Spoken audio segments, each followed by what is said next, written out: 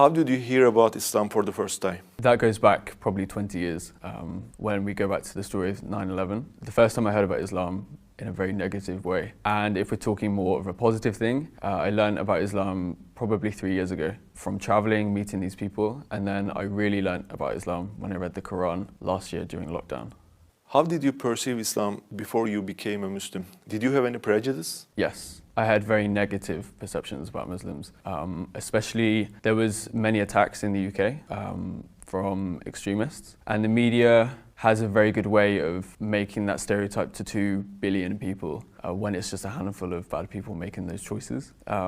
I would cross the street if I saw a woman wearing a hijab in London. That's how bad my mind was affected by the media in the UK, because I didn't give myself the opportunity to really learn what Islam was about. And thankfully over the past 3 years I've really learned and discovered exactly what Islam is, and that's the religion of peace. How did you feel when you first took the Shahada? The most immense sense of happiness and peace, and I don't think I've come to a point where I've been so happy and so alive. It was the best feeling in the world. So before I entered the mosque, I was an atheist. My life didn't have much meaning. I didn't believe there was a creator.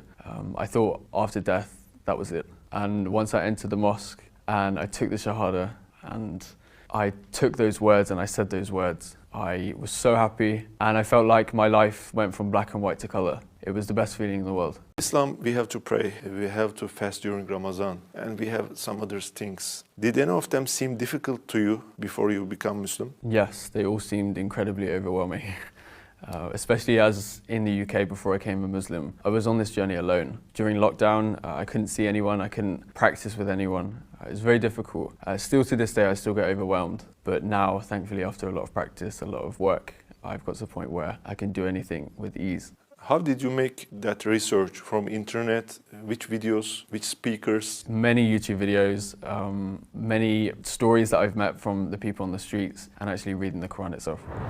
Why didn't you stay as an atheist and need to do some research about Islam? Sure. I'm a very inquisitive person. I think that's why I travel and that's why I want to learn. I had time and I studied international journalism for my master's degree, and I learned about the media and how they were completely wrong about Islam, and of course I took my inquisitiveness. So I've always been a very inquisitive person, someone always eager to learn about cultures, people, language all around the world. And during the coronavirus pandemic, I had a lot of time and I decided to put that time to good use and discover what makes the people I meet so kind, so loving and so peaceful. And that all came back to Islam. And that's when I decided to read the Quran, watch YouTube videos, learn more about Prophet Muhammad, peace be upon him, and everyone else. And it's been amazing. Who is Muhammad alayhi salatu wasalam for you?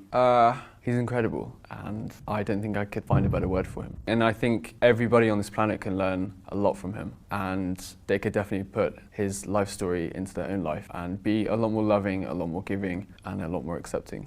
If there was a chance to speak to all non-Muslims in the world, especially for the ones who have prejudice to Islam, what would you like to say if you had 1 minute? Learn from your own personal experiences, not the media.